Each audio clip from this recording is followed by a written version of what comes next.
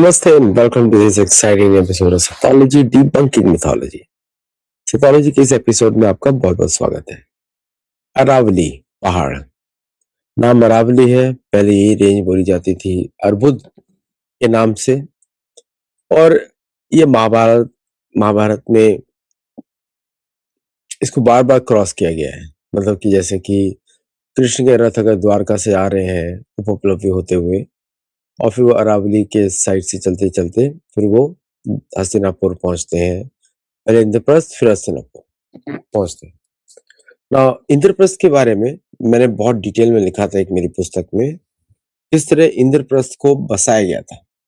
मेरी पुस्तक थी सम्राट युधिष्ठिर, तो काफी पॉपुलर पुस्तक रही है ये मेरी, और अभी भी लोग खरीदते रहते हैं इसको।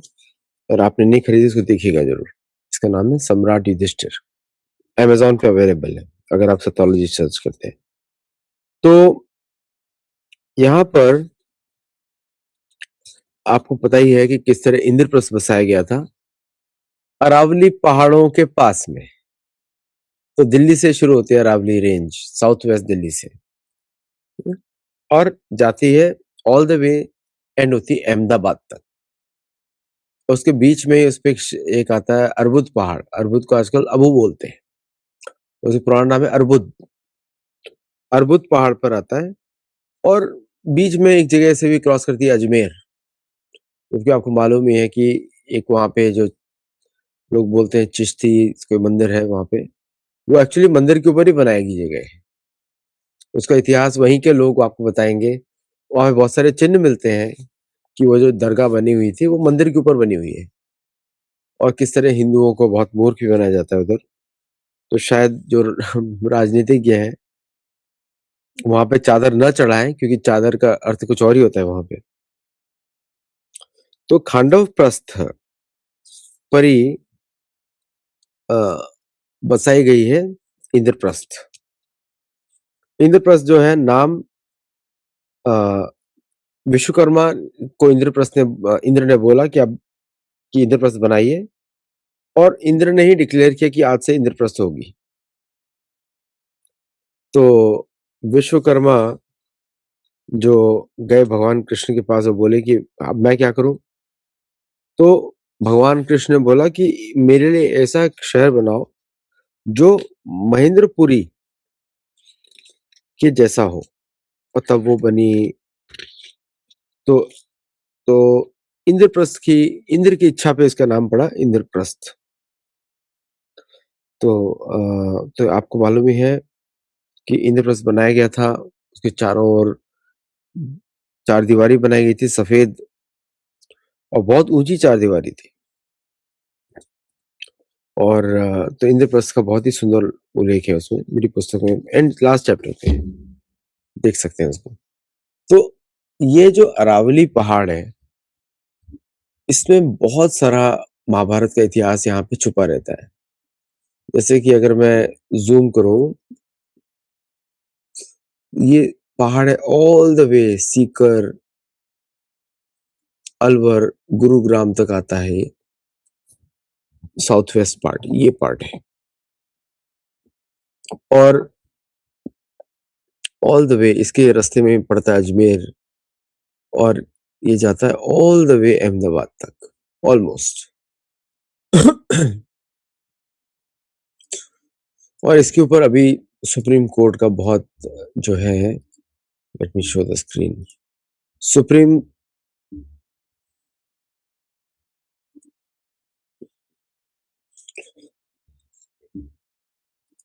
सुप्रीम कोर्ट का जो रिसेंट रूलिंग है कि यहाँ पे 0.19% एरिया में यहाँ पे खनिज पदार्थों को ढूंढा जा सकता है।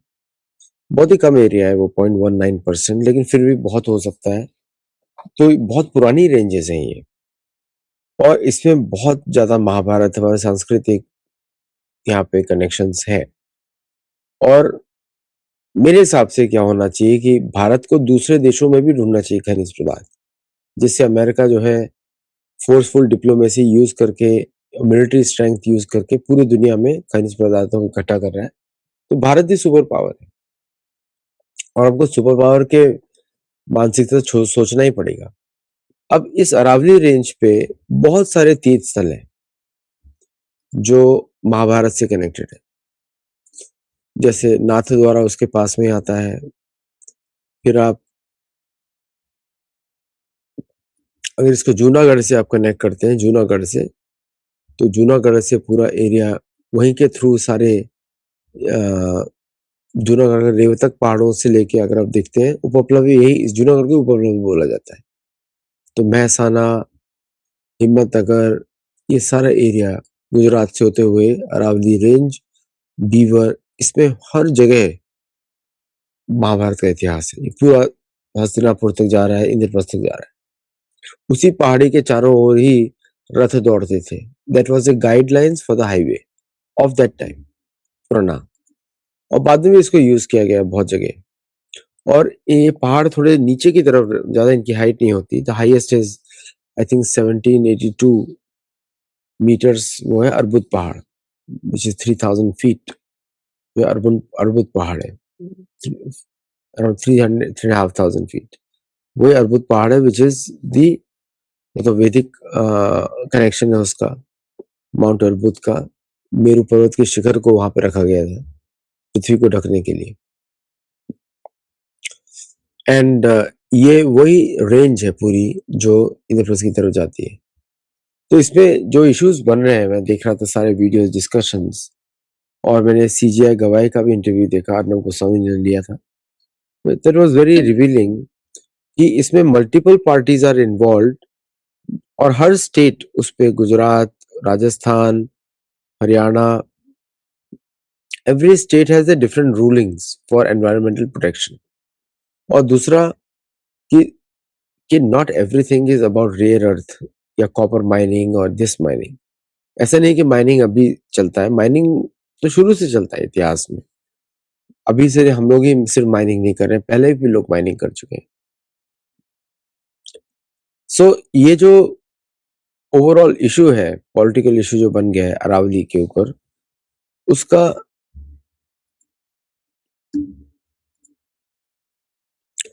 उसके बारे में आप ऐसे सोच सकते हैं कि माइनिंग तो चलती रहती है पूरी दुनिया में, लेकिन इसका एनवायरमेंटल इम्पैक्ट से ज्यादा मुझे लगता है हिस्टोरिकल इम्पैक्ट। कि हिस्टोरिकली ये जगह, पूरी रेंज हमारे लिए इम्पोर्टेंट है, environmentally also important, historically also important. And उसके ऊपर उसको किसी भी हालत में डिस्ट्रॉय नहीं करना चाहिए to the real estate guys और माइनिंग उसके लिए। और दूसरा कि इस रेंज ने भारत के इतिहास को डिफाइन किया है। अगर आप देखें कि पुराने समय के जो इतिहास है, ये पहाड़ रहे हैं, भगवान राम के समय में भी रहे हैं, कृष्ण के भी समय में है।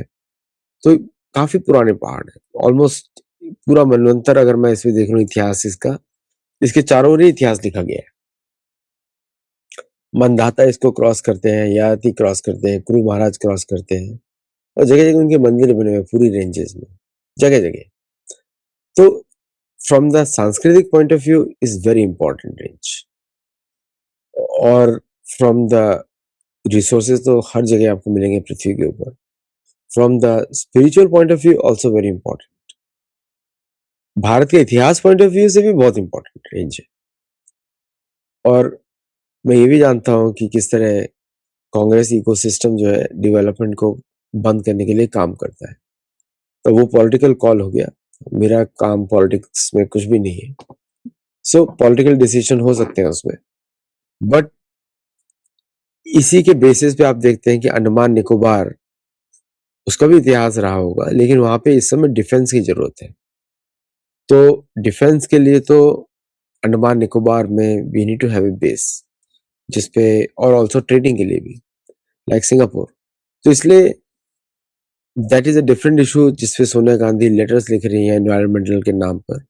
कुछ सोनिया गांधी से पूछे कि चोरी का सामान किधर गया, और why they are collaborating with enemies of Bharat. I think that question should be asked to her. और from the historical point of view Aravalli को प्रोटेक्ट करना तो हम सबकी रिस्पॉन्सिबिलिटी है। एट द सेम टाइम अगर कुछ एरियाज में इट इज इम्पोर्टेंट कि उसमें परमिशन दी जा रही है विद लाइसेंसेस। दैट मीन्स वो कंट्रोल्ड वे में वहां पे खुदाई होगी, कंट्रोल वे में, और हो सकता है उससे हमको कुछ और हिस्टोरिकल फैक्ट्स मिले। अभी तक क्या हो रहा था, इलीगल माइनिंग चल रही थी, which is not very good. Illegal mining में पूरी पहाड़ियां बर्बाद की जा रही थी by the real estate guys. अब विद लाइसेंस्ड माइनिंग तो उसमें एक्चुअली कंट्रोल होगा इलीगल माइनिंग पे, बट लाइसेंस माइनिंग में हम उसके अंदर एडिशनल चार्जेस डाल सकते हैं apart from restricting the range, कि जो बाकी जो पहाड़ियों का नुकसान हुआ है उस पैसे से, लाइसेंसिंग फीस से, we can restore other parts including removing some part, जैसे कि जो अजमेर के जो इलीगल ऑक्यूपाइड पार्ट्स हैं, दरगाह और ये सब चीजें, उनको हटाया जा सकता है, कहीं और शिफ्ट कर दिया जाए अरावली से दूर। मैं तो सोचता हूँ कि पाकिस्तानी बॉर्डर पे डाल देना चाहिए उसको, या फिर किसी रेगिस्तान में जहाँ पे कोई भी उधर पहुंचे ना, या फिर तो मेनी क्लीनलीनेस जो क्लीन जो आ, उसको मेंटेन करने के लिए अरावली को जो भी स्टेप्स लेने हो, we can develop that, including उसके चारों ओर फेंसिंग की जाए ताकि अनऑथराइज एक्सेस नहीं हो ऊपर पहाड़ियों पे, और पासेस दिए जाए। The whole Aravalli range should become the national park of India, national Aravalli national park. तो वहां पे लोगों को पासेस दिए जाए so that they can go inside for sightseeing, trekking, tourism के लिए। It has amazing places in that entire area. तो ओवरऑल देखा जाए तो अरावली का इतिहास तो महाभारत से कनेक्टेड है, भगवान राम के काल से कनेक्टेड है, और भारत से कनेक्टेड है, भारत के इतिहास से कनेक्टेड है। तो उसको प्रिजर्व करना इंपॉर्टेंट है, और लाइसेंस माइनिंग में भी देखना पड़ेगा कि how does it affect the ambience वहां पे। सो मैं I am not in favour nor opposing, because I have not read the judgment properly. मैं भी ऑनेस्ट रहूंगा, मैं तो बस इंटरव्यू सुना था अर्नब गोस्वामी का, एंड आई थॉट कि इस पे जरूर डिस्कशन किया जाए, because Aravalli is deeply connected to our own इतिहास, और फ्रॉम दैट परस्पेक्टिव तो आप लोगों ने मुझे कुछ रिक्वेस्ट किया था कि I should speak on that, so these are my views, और मैंने मैप से आपको दिखा भी दिया। और बहुत सारी जो भगवान कृष्ण के जो पूरा पथ है द्वारका से इंद्रप्रस्थ तक, वो पूरा अरावली रेंज के आसपास ही है। So from that point of view also it's a very important place to preserve. आज के लिए इतना ही। Thank you very much. हमारे मेंबर्स बनिए, हमको सपोर्ट करिए, and let me know your feedback. Thank you.